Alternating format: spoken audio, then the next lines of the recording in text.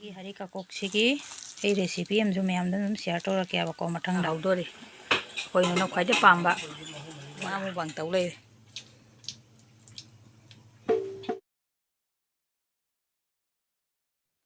Hello everyone, Haiye na video sida mayam puna waktu terang sari anju jaga pamna mayam yam saji pumatung deki di video se kya sembo ngamdre thaba kadum season baga video se semdana sum lai ya di video se seming baso kya phau de bako ado ding asi di video se semdana di jate hede nam kutok tang asi dum semjala abni bako planning ga taw dabi asi si tawge ka khan dabi da kutok te sembi do ne bako ngasi ki video se di ado ayuki breakfast odi sa lore barogi sa pudi sa dri thong dri bako abdi ada jumda mi thawak su mi misti ka thawak suri ado yam da jinghala ke kai su holi na bako ado gegi ano ko thina bi boisena waraga na igi channel su Nungcbiduna subscribe to biramo video se nungai biraga de like amsu to biramo like ka comment ka myam buradi ko video siming ba matang matang hena phawale myam dana like comments to bi ba kawi kano myam e video se jenga ga nungai biraga de ko aduna ma'am साफ सारी हो सुमांगे लेबा का तोले से कई किनो मैं आज के रूम माहौल ले बसे अच्छी के लेबा खा लोग तो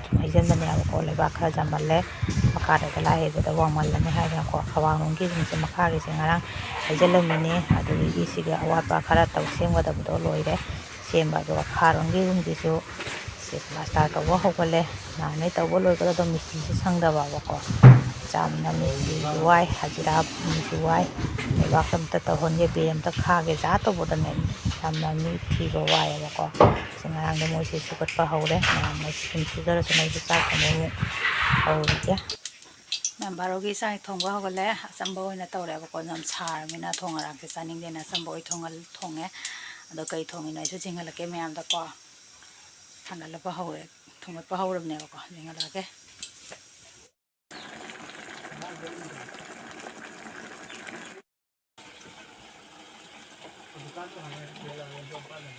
Bora totori ngang de sini bora haudori koi no khwaide pamba bora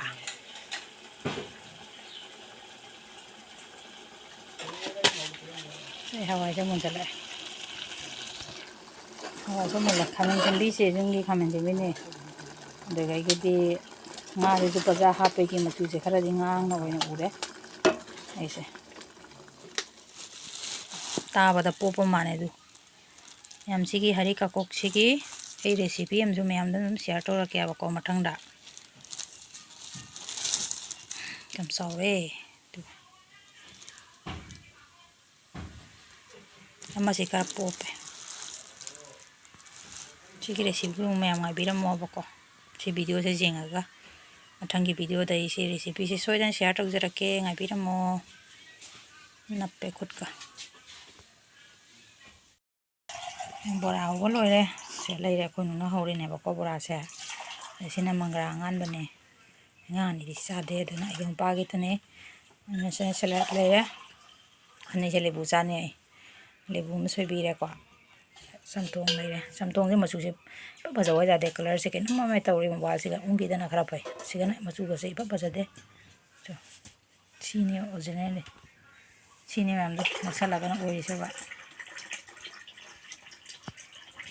la thogana sangangare siga sum chasalani mem mathena te tawdre ngasi sabe mathenga te tongni bo baudre hoisalage mem sina barogi se simple loina smai sara hojina mo nodin se oire abanina sapa kenam cha ge na ko thrang leira ko leire para to to khaira minne misti indu dum se ko mem samina na baina ngasi boboi de piru lause se na me jana ngang ya do oidre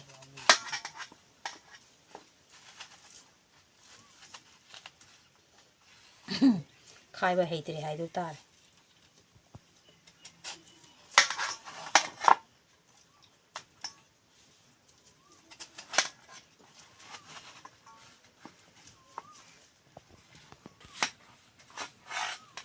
kuin ga drai ki jago kama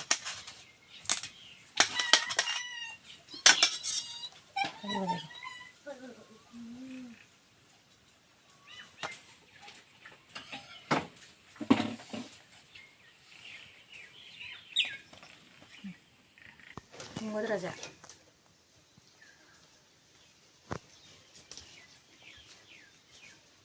Bora. Hah? Lagi nak mula bayam saya. Đây một sao đây nhỉ? Hào đây. Đây một sao này hào đây. Không được.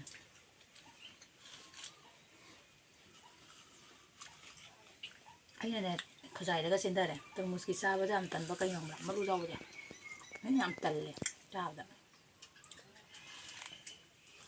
Ashibu portion na thonga so sana bane aduga na tuti sem bane aba tek diga hapdo kamra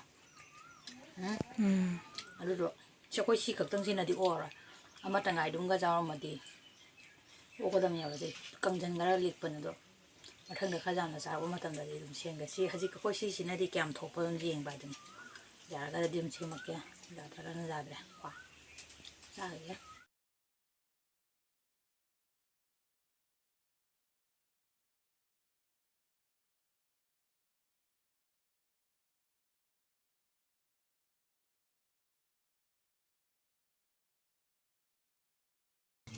Deno nang na. Nga lawi ba? Like tawli. Mana sa nga mo bang tawli. Si nga sige di maru mandri su jaida. Ay kono pangan. Pangani maru dam jawon kandalangan ni.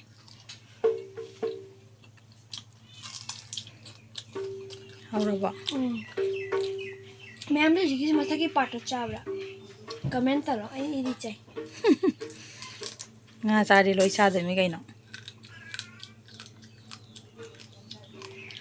Tara chap. Isu hinjang de par thong do ke. Khang sare. Ni jang mai ha pe gi sing ji so de ai se. Si par to thong do ke. Wan simple da ni ma the ga de to de ni. Dang gi ni na ko. Thong do ke.